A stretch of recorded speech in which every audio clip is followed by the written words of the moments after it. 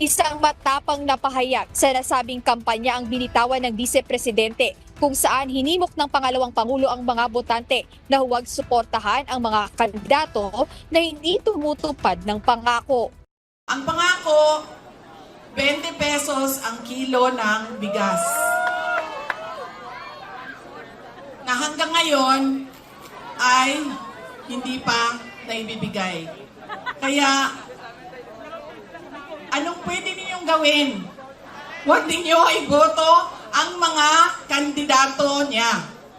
Dahil ang mga kandidato niya ay nagsasabi sa kanya na okay lang na magsinungaling.